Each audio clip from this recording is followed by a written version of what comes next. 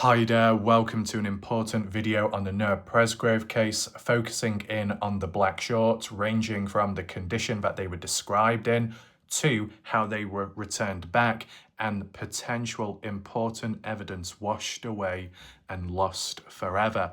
Oh, by the hands of the partygoers? No, not exactly. Join me today as I share with you the important screenshots and post from the horse's mouth and what they had to say from one of Noah Presgrove's family members to what Partners in True Crime had to say. From looking back on my channel, it appears that I've not really done a focused video on this type of stuff. So I thought I'd bring it together today and as well incorporate a second point about phone pings, because when it comes to Jack Newton, there has been that reference there, but also maybe a secondary person too. I'll do a map analysis with little points of interest of potential phone ping areas, and more so the quality of the cell phone signals from the river to the highway to the party house, and just briefly narrate over it, covering these grey areas which haven't really been done before on my channel. I did do a deep discussion one, but it wasn't visual. That's why we're here today. Whilst Noah was found with white shorts near to him, and whilst they were processed and acknowledged in the autopsy report, no mention of any visible true damage. As for stains or marks, that's unknown of. But in terms of the black shorts, even if they're not associated with the highway based on what officials have seen and what we've been told by the reports, the black shorts can still tell a bit of a story, just like other items of interest, personal possessions belonging to Noah Presgrove, worn, used, whatever, at the party, and working out at what point were they lost. I said, as a heads up, I will try and do focus videos about that type of stuff, such as with the sunglasses and or the hat. That could be an upcoming video. Just know recently I've already started focusing on that type of stuff, looking back, deep dives into party footage, deep dives into the writing on Noah's body, the mystery of how it appeared, disappeared, then reappeared and appeared faded. If you missed out on last night's video and even the one before that and before that, you need to catch up and take a look at them. They are extremely important and really deep as well. I'll provide the links to them loosely, top right corner where the eye symbol is, along with the full playlist on the Noah Presgrove case, just so you can catch up and get a full understanding of what's going on. Because what I've looked at in recent time is stuff I've never really questioned or gone into depth before, and hopefully today we can do the same thing, keeping that momentum going and just going a bit deeper to tick things off the list, reinforce other stuff, provide common sense, whether it reinforces foul play or not. And it's just a simple explanation, it still goes a long way. So welcome to everybody that is watching during the live premiere. Share your thoughts, reactions in the live chat box on the right side of the screen. And at any point when watching today or tonight, and if you're watching on catch up, if you have your own personal thoughts, opinions, ideas, theories, if you agree or disagree with what's mentioned in today's videos, and if you have any questions or answers, be sure to drop them all down below in the comment section. It does help with spreading awareness and YouTube pushing the videos out there, the more engagement. We need that awareness so more people can learn about the latest discussions and topics on the case, and also bringing back to light old comments from the past, which are extremely important. Some people may have forgotten about and others may have never seen before. So with the playlist top right corner and all the videos from recent time to catch up on, in the pinned comment area, there is a message by me with PayPal link and channel membership. Shout out to the person in the background for the support on the channel. You know who you are. And also credit to Clio last night for their super sticker. That's much appreciated. With that all being said, the order of how we're going to do things today, I'm going to lock in with the screenshot first of all, read it to you, break it down, and then the additional one expand from that, switch to the camera here, and then apply to the maps. What you're looking at on screen is by one of Noah Presgrove's aunts, known as Robin Smith, on a Facebook page in the comment section, and says, number 1, the black shorts of Noah Presgrove were given to his brother Dalen, unaware that they could contain evidence. They were washed and put up for safekeeping. So were they ever taken in or handed by police to begin with? Or were they just straight up passed on down to the family? I mean, it's a good thing that they were handed over to the family and handed over to Dalen. But, the same can't be said about the golf clubs and bag, with whatever went on there and that situation, because it is a bit of a debacle. From what Robin says to Ashley Chadwick to Casey Smith, Noah's mom, who all independently agree that they're still missing and never to be seen or returned back. How come Noah's black shorts can be returned to Dalen, but Dalen's own personal possessions, to some extent, weren't given back? Interesting. Now, it has been mentioned, maybe in news articles or elsewhere, as to whom it was that handed the black shorts over. I do believe I saw it worded as Jack Newton, but then some other people recently have said it was actually Caleb Newton. Does it make sense? Is it odd? Well, if it's the best friend handing over personal items to a best friend's family, Noah's family, it makes sense. It's probably the right person to be handing sensitive stuff over like that. But it is unfortunate about the washing process. And like how it's worded here, once they were handed back, then they were washed. As it says, unaware that they could contain evidence. But the language and wording here kind of implies that the family wasn't expecting it to contain evidence in the first place.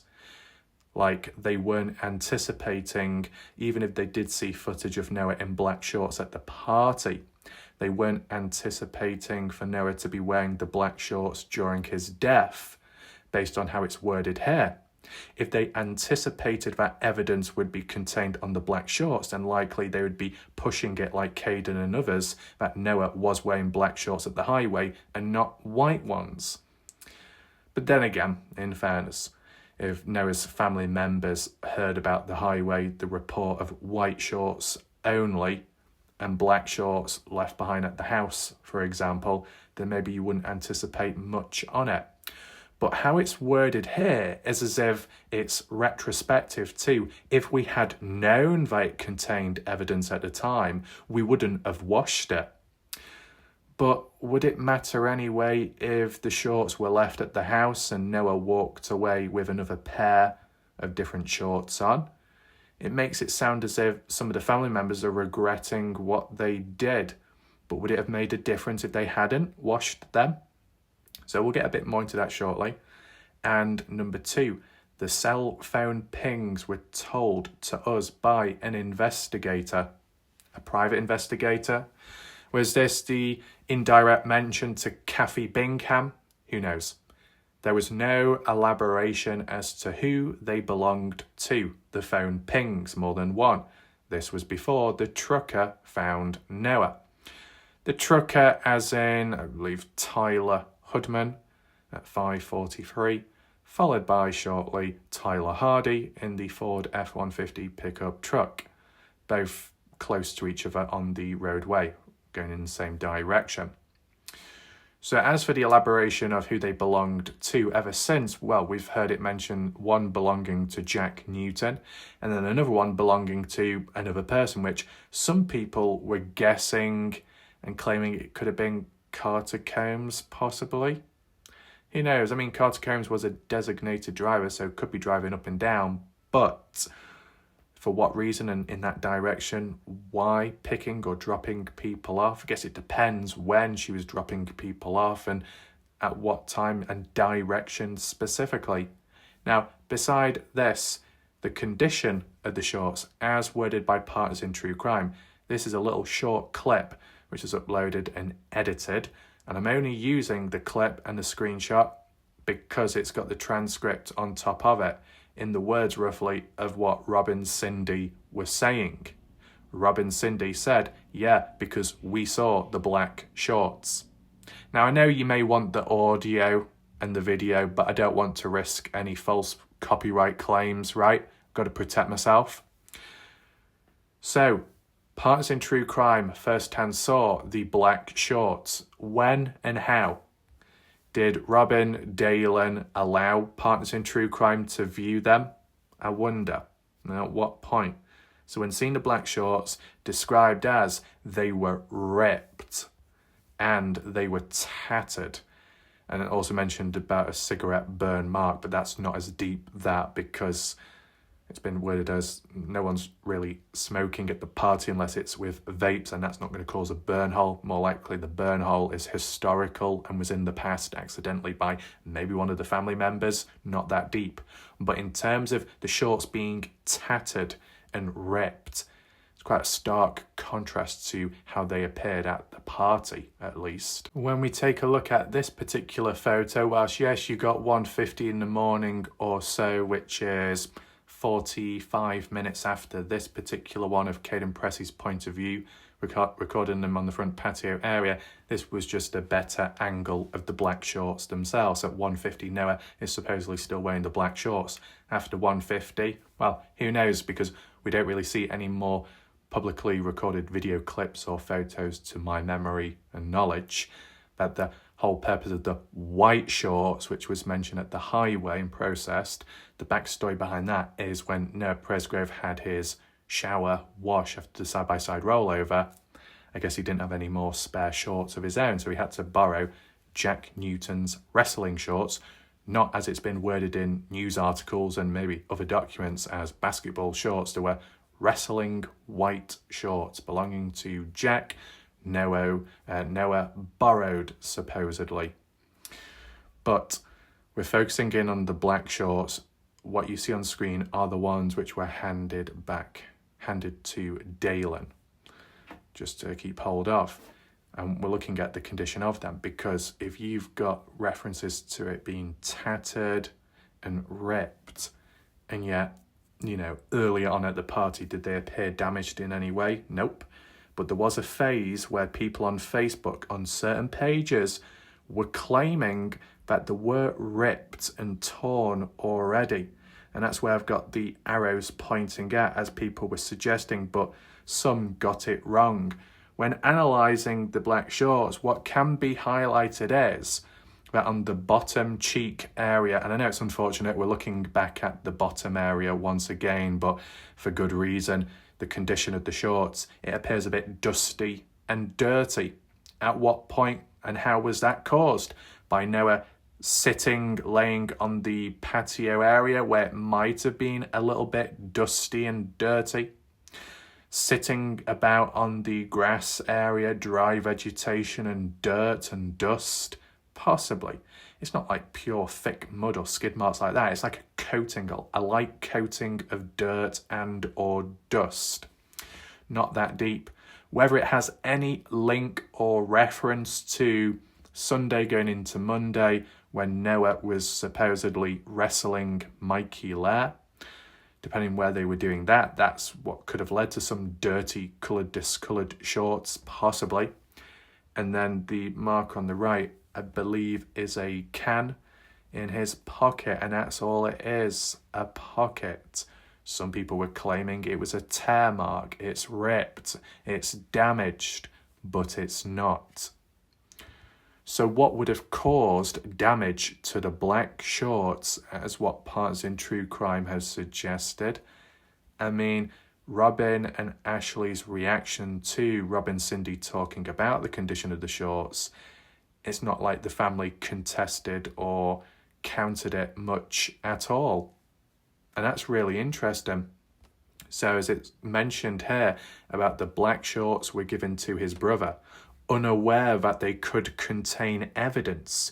If you're unaware that they could contain evidence, then initially you felt that they weren't significant to the case. But if it's true what Partners in True Crime say about the condition, and someone like Robin is nodding her head whilst they're talking about it being ripped and torn, wouldn't you have thought that just visually Noah's black shorts are damaged and ripped. And what else is damaged and kind of ripped? Noah Presgrove's body and scalp area. You're looking for damage. They're clues, indications that something isn't right, something's gone wrong. And you're trying to piece together different things, whether they be relevant at the highway or not. And you find out visually, firsthand, before you even wash them, that the black shorts are damaged and ripped. Aren't you going to think, well, that's strange. I wonder what caused that. Maybe because there's a level of damage, and there's a level of damage with Noah's body, they could link together somehow. Maybe one tells the story and links on with the other. But instead it's like, right, we've received black shorts, they're damaged, the ripped, the torn, but we didn't know that there was evidence at the time, or it could contain on it, even though there's visual evidence that something happened for the shorts to be damaged and like that way, that we just washed them anyway. I'm talking about a visual cue, a visual clue, when it stands out that much. If you received shorts and it belonged to the victim but ended up dead in a brutal way, and if the condition of the shorts are damaged, are you going to think, well, there's probably no evidence on it at the time, we'll just wash it and not bother thinking, and then look back afterwards and think, probably shouldn't have done that? It's not a blame game. It's just trying to work out, is it possible that what partners in true crime say is wrong? That if there was no visible damage to the black shorts, it would make more sense for Noah's family, when receiving them, not to anticipate that there would be evidence on it, because visually it doesn't tell much of a story. If they're damaged and ripped, well then you might start thinking, well, this doesn't seem quite right, because what would have caused it? If Noah's here with his black shorts and they're in fine condition, how did it go from this to him being all damaged and ripped? Oh, side-by-side rollover? Could that be the case? See, no one has really locked in with the possible explanations behind how the black shorts were ripped and torn. We've still always got that lurking counterpoint, and I don't have the screenshot with me right now, but this is me speaking as a witness, seeing it firsthand. So it's based on what I've seen myself, and you may have seen as well in the past, and it might have been documented in some of my previous videos. Caden Pressy's mom, Alicia Lee, also known as Alicia Pressy, stated in her own words that the shorts were not tattered or ripped, that partners in true crime have got it wrong. How do you honestly get it wrong? If you're seeing a pair of black shorts, either they're damaged or they're not. So partners in true crime are saying one thing. Ashley Chadwick, Robin Smith are kind of nodding their heads to it. And then you've got Alicia, who isn't related to Noah, who wasn't at the party, who may or may not have seen the black shorts herself. How would Alicia know whether they're damaged or not? How would partners in true crime know if it's damaged or not? Surely they would have seen them for themselves to be able to determine the condition and state of them. I mean, the autopsy report doesn't go into them because they weren't processed or taken, because they weren't at the highway, they weren't treated as an important piece of evidence. Still, my question stands as to how the black shorts were handled then back at the party house. So another question I could throw at you to add on with this important discussion is, okay, whilst everything that was to be found at the scene, at the highway when officials came, bagged, tagged, documented, took in, and also acknowledged in the autopsy report, with the exception of the missing items like Noah's shoe, wallet, golf clubs and bag, hat, sunglasses, tank top, anything else in between? So with that concept mentioned, what was left at the party house but was still got a hold of correctly and either handed back to family immediately or taken into police? Out of all the missing items which belonged to Noah Presgrove, which were likely left at the party house the moment he walked off to cool down at 3:30, to be never seen alive again or returned back safely, How many of the items left behind at the house were handled correctly? The mobile phone of Noah's handed in to police at some point. Well, that's good, because it's a key piece of evidence in the case because of the data on it, the message logs, call logs, photos, and anything else like that. I mean, my question is, did Noah Presgrove ever take any videos, photos, or selfies at the party? For example, 1:50 in the morning, the selfie with Noah and Jack. Who was holding the phone for that? I can't remember on the spot whether the hands are all in view, because if so, someone else would have to hold it for them. But did Noah Presgrove actually take any photos or videos? Because I've not really seen any mentions of that from that point of view. Only the mention of Caden Pressey. And that's about it. Maybe when Noah Presgrove's dancing at some point with the girls, whether that be Saturday, I think it was Saturday, he could have been holding the phone there. But it's kind of hard to remember whose phone is he, because just because someone's holding a phone doesn't mean to say it's their phone. So there's a bit of layers and depths behind it. But referring back to my original question about personal items of Noah that were left behind at the party house when Noah walked off, how many of those items were handled appropriately? Well, the mobile phone and likely the black shorts. In terms of the tank top, unknown of. In terms of the wallet, definitely unknown of. The other shoe of Noah's left behind at the party, unknown of. The sunglasses, unknown of. The hat, unknown of. And so on. So why are some items handled appropriately, handed over to the right people, and then other items are not? Is it because some are more valuable than others that have got to be disposed of? Or are some items hard to identify as to who they belong to? And if they were lost earlier, a day before at the party, somebody else may have mistakenly took them for their own. If there was other people at the party that had sunglasses, they could have taken Noah's if Noah's fell off at some point. If anyone had a similar hat to Noah, if anyone was using it as opportunistic behaviour or playing it as a prank, because besides Noah and his missing personal possessions, the other question what you got to ask yourself, how many other party goers lost items and personal possessions and did not get them back from that party onwards? Supposedly, as an example, Jack Newton vet said to his father at 5:53, "Can you bring me a spare hat because somebody messed with mine at the party?" Messed as in stole it, took it, hid it, took it for themselves and went home with it. Quite possible.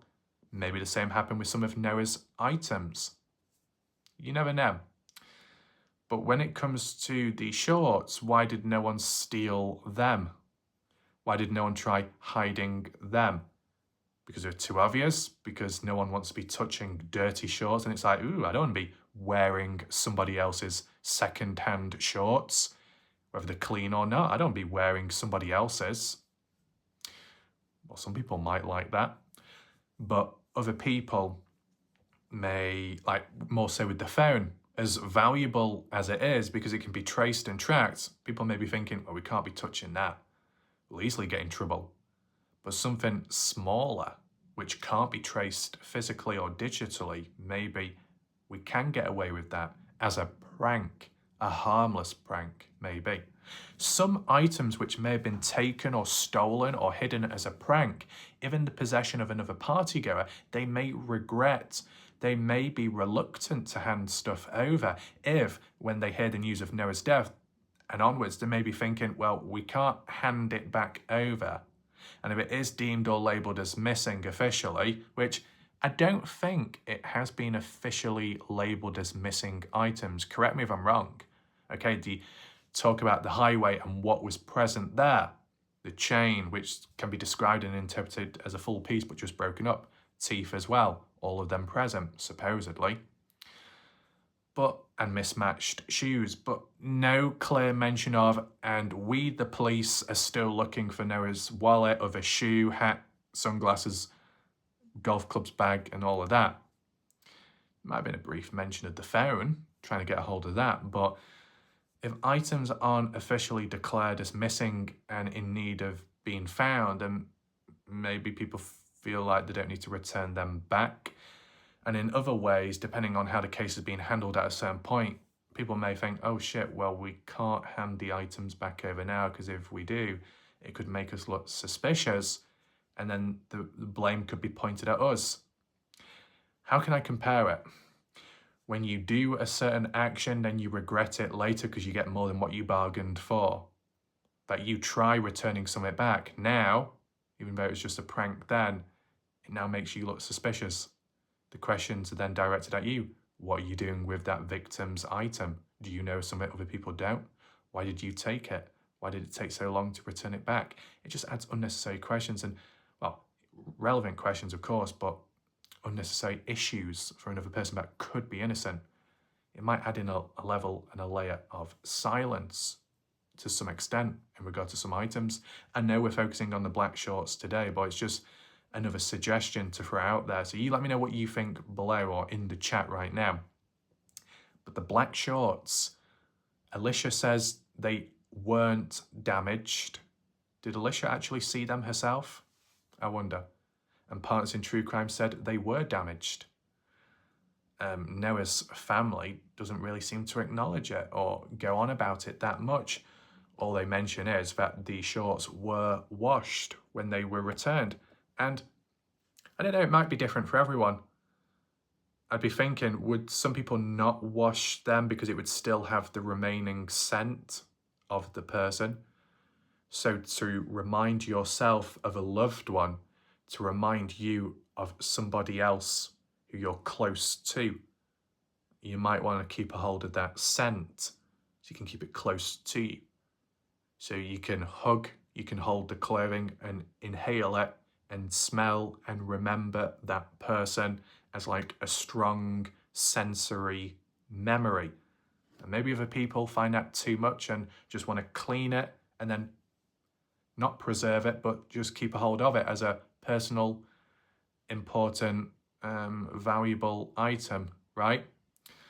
Now, they were handed to Dalen specifically, so I'm guessing it was Dalen that washed them. And there might have been an article in the past which talked about it to some extent and maybe a level of regret in washing them. So, on the basis that the black shorts were handed over and never washed, at what point would family think, there could be evidence on them? We need to hand them over to the police. If that's the case, and if that happened, and the family believed they needed to be handed to police, then what does that say about the handlers that had it in the first place handing it over as a partygoer or a partygoer's parent, handing it over to Dalen? That certain partygoers believed that some items of Noah weren't deserving to be handed in to police, but fast-tracked to the victim's family instead. It's handed to the right people, but maybe not in the right order. Wasted opportunities. Now, okay, certain partygoers or parents, guardians of partygoers may have not advised or highlighted to the victim's family, hey, you best not wash them, there might be evidence on them, because these people aren't going to be thinking like that at the time. And furthermore, if they knew that Noah Presgrove left his black shorts behind to then walk off in white shorts, then the black shorts aren't as relevant leading to the death of Noah or in the process of the death of Noah. But you could argue and say they're at least important in the backstory leading up to just before Noah walks away or before he has a shower or so, maybe. That the black shorts may have had a form of touch-based DNA and from other partygoers, but even if it did, it's like, well, no shit. You're at a party, you're close to other people, you're hanging out with them. Can you actually trace back the timing, the actual timing of when somebody touched you? Can you trace back the timing of when someone grabbed you or touched or tugged your shorts, when messing about, dancing, partying, hugging, whatever? You can't. You can say, well, this and that person touched Noah, brushed by the shorts, and what? What does it lead to? Not much. If the shorts were damaged, though, visually damaged and ripped, and there was touch-based DNA on it in those areas, or some touch-based DNA, or some foreign object, foreign additional bits and bobs, then maybe you could look into it deeper and think, this could well tell a story. I mean, ultimately, at the end of the day, even if Noah wasn't wearing them when he left, when he walked away from the party, how do you think the shorts were damaged the way they were? Supposedly, based on what Partners in True Crime says, and based on the reaction of Robin and Ashley that nod their heads when you listen back to the video. What caused the damage to the black shorts? Side-by-side rollover. As the vehicle rolled over, did the shorts snag, tug on the vehicle, or somehow when falling out, which caused a rip, maybe? In terms of the white shorts, because of the condition that they were in and where they were found on the highway, in the middle of the road, and for Noah to be a bit further back on the side of the hard shoulder, how is that possible? As a suggestion, may not all link down to the injuries, but as a suggestion, if Noah was in the back bed of a pickup truck, stood up, if he had fallen asleep, unsteady on his feet, slightly groggy, uneven surface, movement, shift, momentum, off balance, still partially drunk or so, or mostly drunk, you could easily fall out of a moving vehicle if it's an open top one.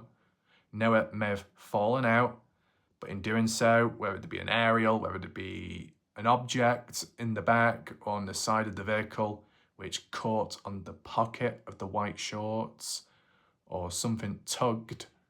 So as Noah went one way, the shorts remained in place, hooked on something, caught on an object.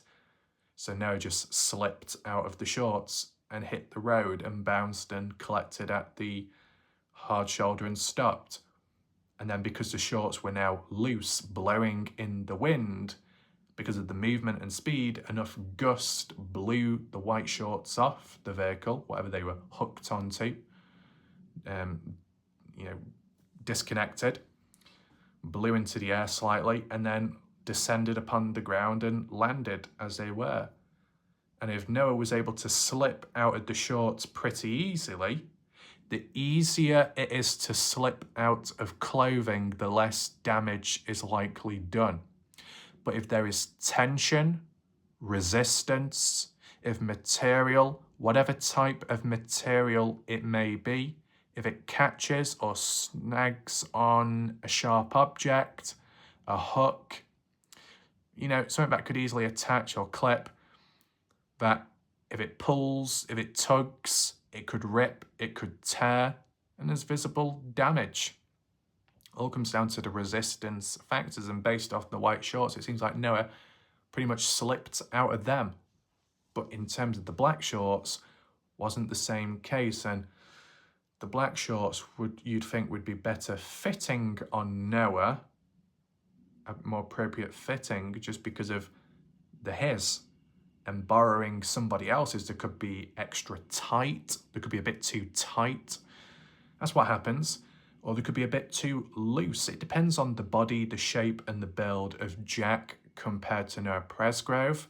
I personally don't know the difference, but if you do, if, let's say, Jack was slightly on the smaller side, tighter shorts and clothing, it means when Noah Presgrove, if he was bigger, when wearing somebody else's shorts, wearing somebody else's clothing, it could well be extra tight in terms of how it fits around the waist, how it fits around the leg, depending what clothing it is.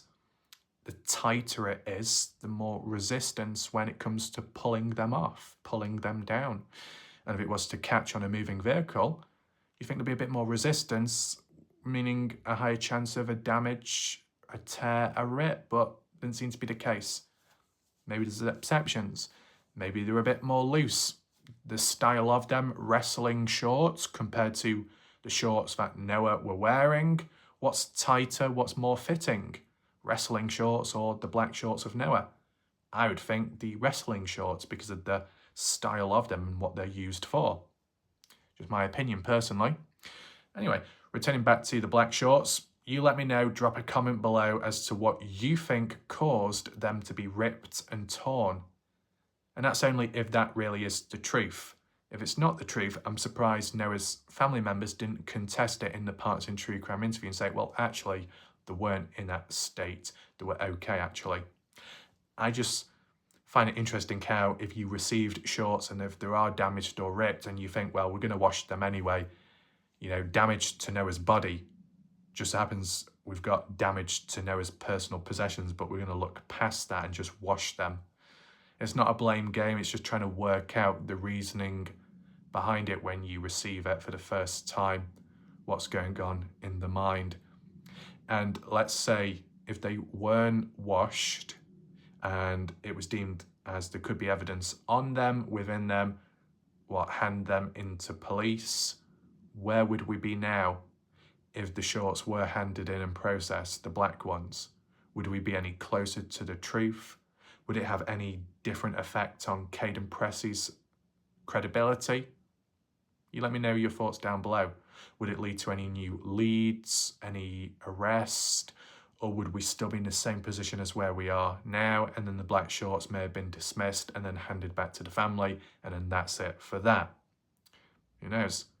Whilst that thought ponders, let's head on over to Google Earth Maps now to do the analysis of phone pings and the cell phone signal quality. You know, as important as it is when it comes to that subpoena, what we've heard in recent time by the estate of Noah Presgrove and the family when reaching out to OHP for all the evidence collected in the investigation, which can include geofence, geonet, geodata, phone pings, and all of that, which can link on to whereabouts of partygoers at certain times, whether it reinforces with normal reasons or any anomalies, anything strange. In the process of that, because it's not happened yet and the deadline is coming up shortly, but we're probably not going to hear about it anytime soon, who knows, with Noah's family, it's trying to anticipate what you could get out of it. Because as much as partygoers may have had their phones with them at times, did they always have their phones turned on? If they had them turned off, well, it's probably not going to ping as much. There's not going to be as rich data as there would be if you left it on. And then the second question is, how many partygoers took their phones with them when they were moving about from place to place? Whether that be for some reason at the highway or more so at the river area. And then we got the main layer, hence why we're here. And it links back to the Jack Newton situation of phone pings and the accuracy of it. How accurate will it be? True to itself or not? It comes down to the theme of cell phone signal. You don't need a cell phone signal to take a photo, selfie, video record something. But when you're trying to work out where somebody was at a certain time and if they had their phone with them, if the cell phone signal and the weather apps and location-based services aren't quite functioning properly because technology is limited in these rural areas, you might not get the full story, the full picture. It might be lacking context, or it may give a false story. And that's very unfortunate. And maybe it's happened to a couple of different people within the case at different times, hence why I've got these beacon markers. So we start with ground zero, the party house and the property itself. What radius of this party house property has a cell phone signal? Across the field, or more so just close to the house where the pasture is?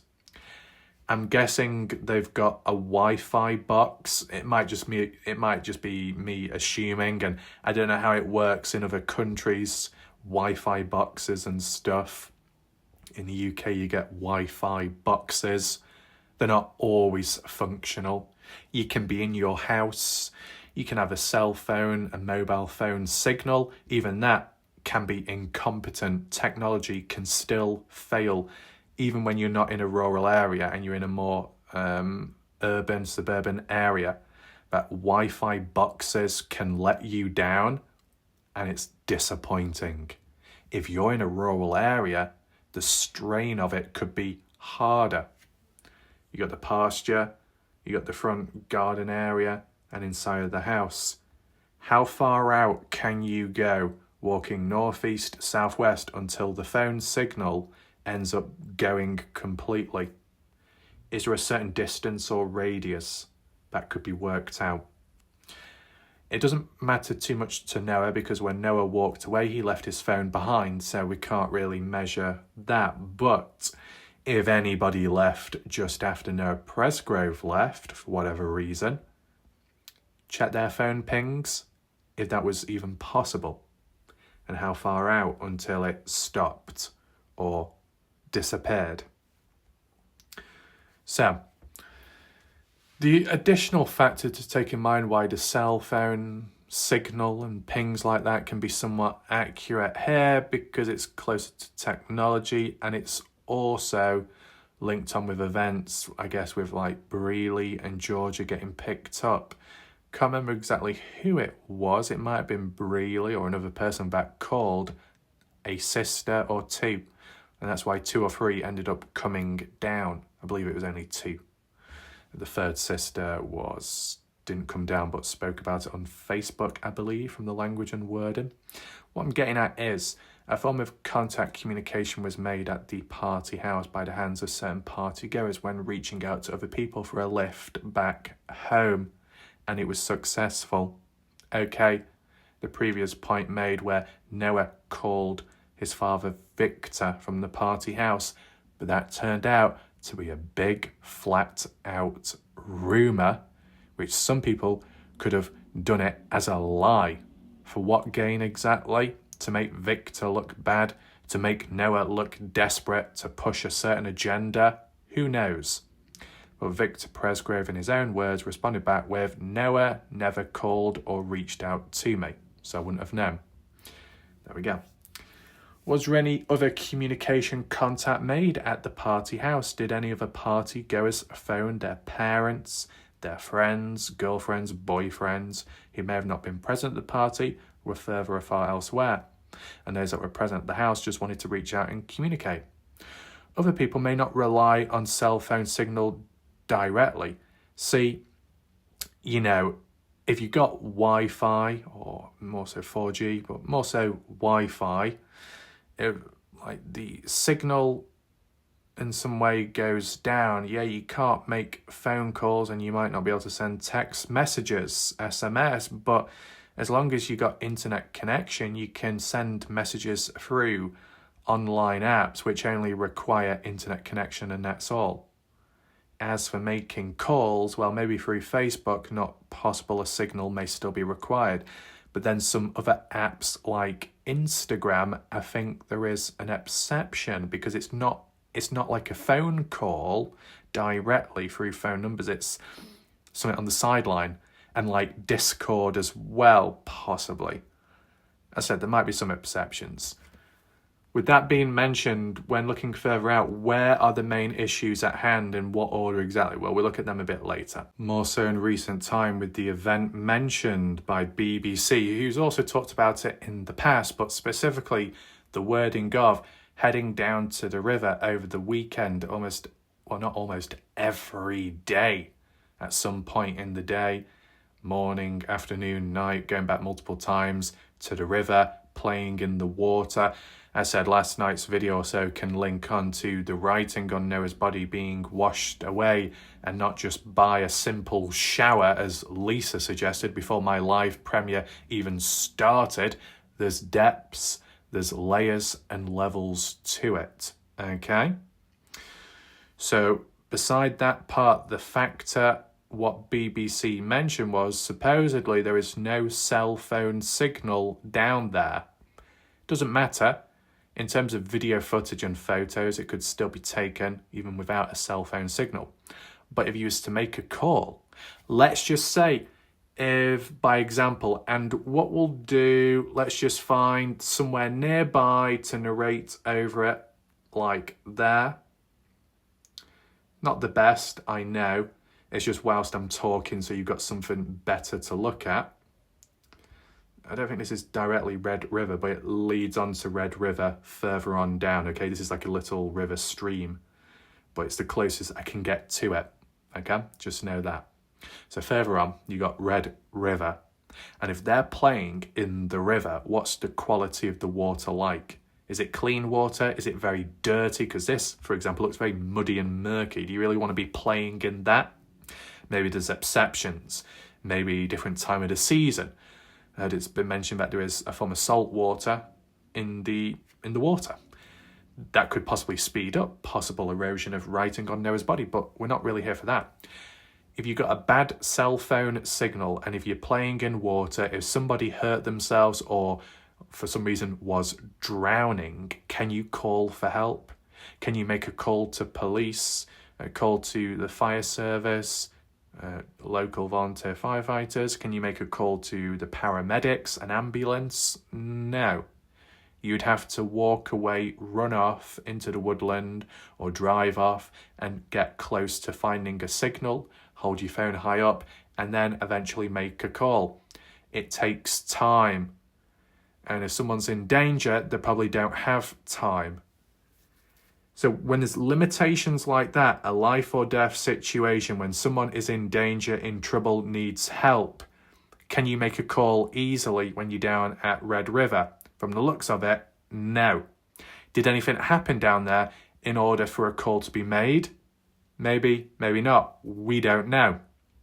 Would, the subpoena, the family of Noah, get a hold of OHP's investigation, all the interviews, audios, phone data and pings, would any of them ping and give a location at the Red River or not?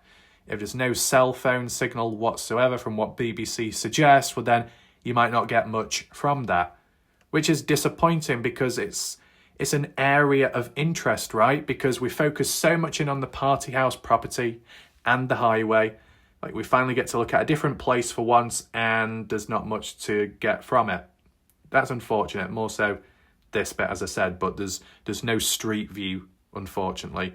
There are some photos you can look at on Google, but I don't know if there's any copyright at the moment. So it's big enough, the size of it, and depending if the water's in or not, but it was mentioned that they were playing in water. Everything went okay from the looks of it, because you fast forward on to Monday morning onwards, and Noah's okay, the atmosphere is somewhat okay. It's when Noah walked away at 3:30 is where things need to be looked into. But just the mention of what can you anticipate for data to understand people's whereabouts, it might not show that clearly, or there might not be much to get from, such as with Red River. If there's no cell signal whatsoever, you're not going to be able to trace or track people. Maybe so far down, and then it cuts off. And then you're only getting half of a story. So it's preparing yourself so you're not too disappointed at the time of when you do receive the data, okay? Maybe the police are satisfied with what they've got in their investigation, but they themselves may not have the whole story. If phone pings can be inaccurate for certain locations, pinging it, and others, there's no signal. And that can have an impact on the case. Here, the sand plank crossing, not too far from the phone signal. Would you call it halfway? Well, kind of. It's kind of halfway in between where Noah's body was found and where the party house is. Kind of halfway. What's so significant about this spot exactly? Well, estimating it, because there is a snap at 4:30 in the morning of Logan and Carter Combs back at the party house, and that's been described and mentioned, I believe, by BBC as when they got back to the home, got back to the party house after searching for Noah. For Noah to walk away at 3:30, for attention to be brought up by the likes of some, like Jasmine Millan, as in Noah's missing, at 3:41, for Caden to say it's normal for Noah to be missing for at least 30 minutes, and if other people are familiar with that, they might not react. But once 30 minutes is up, after 3:30 of Noah walking away, round it up is about 4 in the morning. If Noah is still nowhere to be seen, there's a room for concern, hence why people may go out searching. And supposedly, the girls were escorted or given rides by the Texas boys, which is quite late on for them to still be there, but supposedly it is where it is. So 4 in the morning. And the snap at 4:30, it likely means that the search conducted for Noah only lasted about 29 minutes or so. 30 minutes rounded up. Okay? And it's been mentioned that they went down the highway searching about. And I believe BBC mentioned down to the first sand plank crossing. And others have said, well, it'd be convenient to mention it as a false narrative because their phone pings may truly ping down here and maybe even beyond, or more so just round here, as people on the army page were saying, that a false narrative has to be mentioned to justify the timing of why partygoers would be down here at this time. The supposed real reality is they were down here and their phones pinged down here is because they were either disposing of Noah's body or taking him out in the process. That's like how it was originally suggested. But my counterpoint to that is, when it comes to the cell phone signal, like how we're talking today, how good is the signal at this part on the highway? Is it good? Is it weak? If it's weak, maybe the signal and the ping won't give off an accurate marker, and it might ping in the wrong area, or further back or further north. That's not going to do much good. If a call was to be made somewhere down here, what would be the signal like? Would it be static or not? Because further down, that tells a different story. And furthermore, whilst you've got the sand plank crossing there, party house across the field over that way, which you can partially make out some of the buildings. When heading north, it's further down that way where Noah's body was to be, supposedly. Now, from this distance and with the limited lighting, are you honestly going to see Noah's body from here in the dark? Likely no. So if partygoers were searching down the highway, or if that's what's supposedly being claimed, let's just say the story was false or made up to suit a certain narrative, as people from the Army Light page like to suggest. But if the phone pings at least truly ping to this spot, and only up to this spot, and it doesn't ping any further on, well then there's really no need to lie in the first place about searching or not. Because if your phone pings here and doesn't any further, and for Noah's body to be further down the highway and with limited light, you're not going to see it at the time. And furthermore, if you are responsible for Noah and where he ended up, well, in this instance, you can't be responsible, because if you only go so far down, how does Noah make it the rest of the way? Not by himself. And not by the people. If their phone pings at this spot and don't go any further, they couldn't have been responsible in that moment for moving Noah's body on, because they've only covered half of the journey, whereas Noah has covered the full distance somehow, if he had been moved from point A to point B based on the foul play theory. So there should be nothing to hide if people's phone pinged in this area and then they called it a day and turned back to go back to the house. Searching down the highway, maybe looking for Noah in a ditch, a one-time event which happened in the past, maybe that's what they were anticipating once again. They went so far down and realised he's not there. Likely there's no point going on and on and on, because who knows, he may have been picked up. It could be all different thoughts going through the mind. So they just turned back, because how far are you supposed to go down the highway, right? You go so far down, maybe because Noah has walked off a little bit, which might be hard to believe going onto a highway. I do understand that. But you go so far down the highway, are you expecting Noah to be any further down? Okay, it turned out that Noah was slightly further on down, but with limited lighting and it being dark and stopping at this distance, you probably wouldn't have seen Noah. So there would be no encouragement or sign or indication to go on any further, because it could feel like a needle in the haystack because of how long the highway is and how far Noah could be down it, to the point where you think, well, maybe we just can't find him because he got a lift back home somehow. It's just the level of reasoning. So it still comes down to the cell phone signal in this particular area of the first sandplank crossing. Is it good quality, bad quality? Is it non-existent? You got these overhead power lines, whether that makes a difference or not. Okay, Caden Pressey did turn off down that road when he was going home later on post-death of Noah. I don't know if Caden made any calls or if any phones were used in the car at that point. Would there be any phone pings or not? By Isaac Rojas, Mikey Lair, Bryland Sweat at 7 in the morning onwards when making it back home, if they were on their phones, making any calls, using the weather app, background apps, monitoring their phone pings. Would it ping here at the appropriate time? Because, to be honest, you could use other people's phone pings to either back up what Caden says as for his story of events or to counter him. If Caden says, well, we left at 7 in the morning because we were told to, if Brylan, Mikey or Isaac's phone doesn't ping at that time round here, but it pings 40 minutes later maybe, well, then you could say, oh, well, why is Caden Pressey out of sync with timing? What's going on there? So, yeah, the geofence, geodata and all that can obviously really help, but it still comes down to what's the quality of the data, what's the quality of the signal to be able to document accurately. Because when it comes to the theme of accuracy or lack of it, if we just hop off here and move a bit further up down the highway, which links onto the mention of what Robin Smith received in the earlier days, unknown to who the pings were belonging to, the exception of the trucker that found Noah. We've got these two key points. One, 2 phone pings, Jack Newton and somebody else. We'll get to that in a second. But the mention at 5:46 a.m, Tyler Hardy made his first call.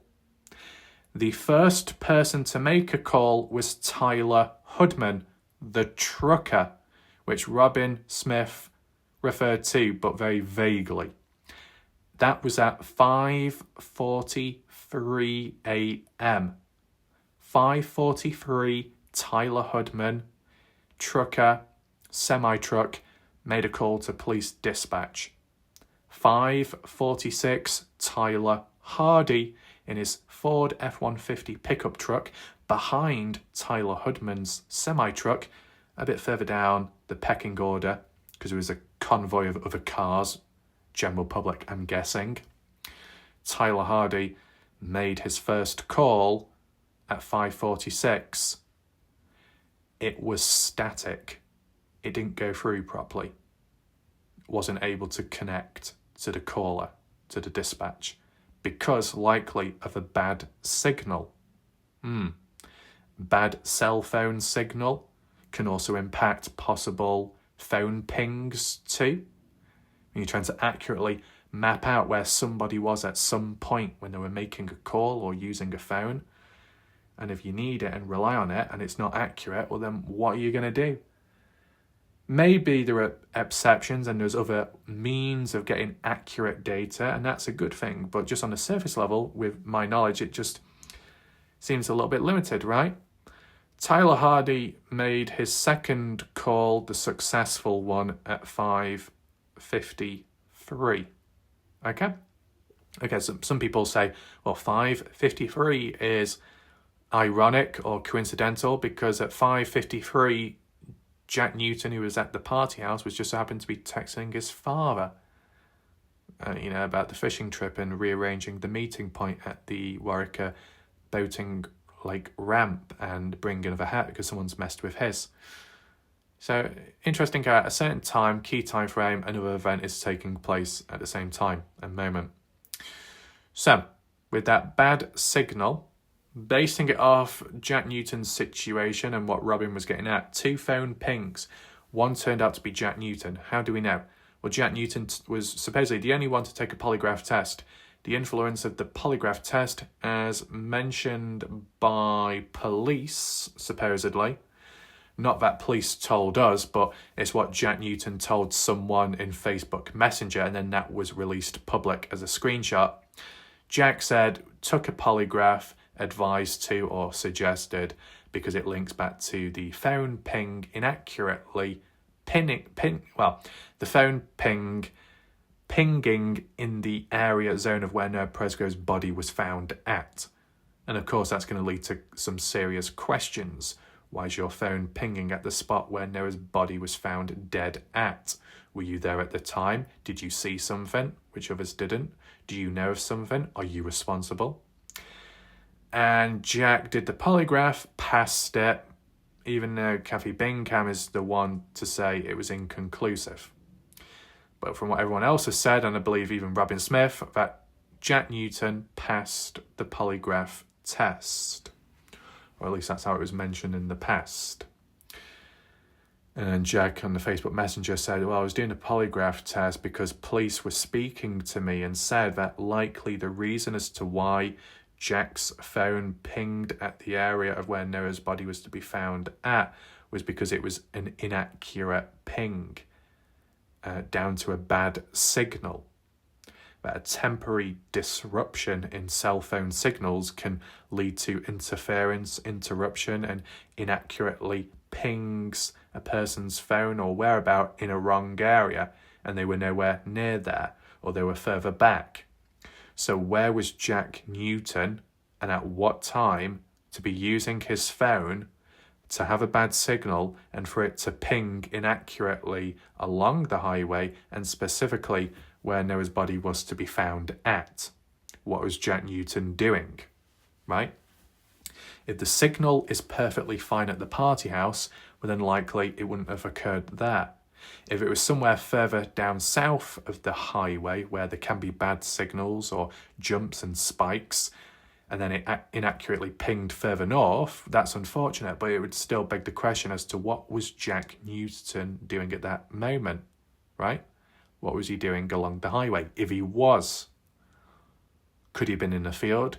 Could he have gone outside of the party house? Was there a spike, a dip in signal, which ultimately led to an incorrect anomaly, hence the highway? Take in consideration there was 2 phone pings in the same area. So beside Jack Newton, who was the second individual? Some have suggested Carter Combs, others, who knows? You let me know your thoughts in the comments section. Let me know the named individual who you think whose phone was pinging near to where Noah's body was to be found at. And the other question is, whoever it is, because Jack's pinged as well, does that mean wherever Jack was, where there was a bad signal, that the second person was with Jack? Hence why they both pinged inaccurately in the same spot at the same time, because they were together, maybe. And who is Jack likely to be together with at that time like that when Noah's already gone? Best friend already gone somewhere. Who else are you close to? Just a friend, a buddy, or girlfriend? Like Carter Combs, boyfriend Jack Newton, together, hanging out. Where? Party house, pasture, front porchway, Terrell, going down there briefly to the town, somewhere down the highway, and for what reason exactly? So that's what I mean. If you've got more than one person that's experiencing issues with signals, phone, cell phone signal, and it can lead to interference and inaccurate pings, then it can be detrimental to the accuracy levels of phone data then. Now take in mind, at the scene of the highway at 6:05 in the morning, Jack Newton was able to successfully call his father, Caleb. So maybe it can work. Maybe, there's a difference between having no signal and a bad signal. A bad signal at the wrong place at the wrong time can be detrimental in a case, detrimental to somebody's alibi. No signal whatsoever can also mean no hope whatsoever, such as with the Red River. That's why, when you've got a rural area, it's already problematic to begin with. And on top of it, lacking cameras and others not working, which is really problematic. Technology really failing in the area. I think a local or someone said in the county or the rough area, rurally, it's kind of behind in technology, or certain technology, at least in communication. So it can make cases harder to solve. Anything that was to go down at Red River, if there's no cell signal, you're limited with material you can work with. And then when it comes to the highway, where there's a bad signal here and there, then it's going to be a bit hit and miss, and fingers crossed, as in, well, let's hope at such and such a time, it can be backed up that this person was here and that person was there, and try and figure out what they were doing, and hopefully that the pings and the markers are actually accurate enough and true to themselves. Unless it's a situation with Jack and whoever where a ping is in the wrong place. Would that have happened to Caden? Would it have happened to others? Would it have happened at all? It all comes down to, as well, if people had their phones turned on. That plays a big role in general. When it comes to previous cases like the Dylan Rounds one, that was rich in accurate phone pings and times and dates and all of that, because the victim, Dylan Rounds, had his phone turned on the moment he left his farm, going down to the grain shed, and even when he was murdered and shot multiple times in the head, his phone was still on. And when the killer took Dylan's phone, the victim's phone, it remained turned on, never turned it off. So it was constantly pinging, leaving behind like a treasure trail in steps and markers and timing of when there was movement, when it was static, and likely tracing back as who was the holder of the phone at that time and onwards, which was the murderer, right? And then it was like 2:51 p.m, which could be 3:51 in Nevada time, could be wrong when comparing it to Luton, Utah. And around that time is when the phone, the ping stopped and it went dead. Why? Well, because that was around the time of when it was pinging at the pond. And 19th of June, I think it was, is when it was found in the pond. So at the very moment it stopped pinging on the 28th of May 2022, at 2:51 or so or onwards p.m, is because it was dumped in the pond. So it either turned off the phone or it crashed or broke, whatever, because of water damage, retrieved later. But it told a rich enough story, and the phone remained on for all that time. And surprisingly, as rural and truly desolate the area was, the phone pings were good enough and somewhat accurate enough. But with Terrell, the town and area, is it as stable that? It's quite hard to believe, because Luton, Utah, okay, there's a highway that needs to be acknowledged. Can't remember which one it was called. As for cameras, not really many, to be honest. And as for technology, probably not that advanced either, but still it worked. The cell phone tower, the signal, the radius and all of that, within a 15.2.4 mile radius. But can the same be said about Oklahoma, Terrell, or is that a bit more behind, or was at the time? I guess time will tell. But I said today's video was just bringing it together with something I've not really done before, focused wise, and done in an original style. So I hope you found the video somewhat interesting, and be sure to hit the thumbs up, share the video so more people get to see it, and we'll see what happens next. If there are any updates, I'll cover that. If anything else needs to be ticked off the list, then I'll look into ideas. But for now, that's it. I'll see you next time. Goodbye and good night.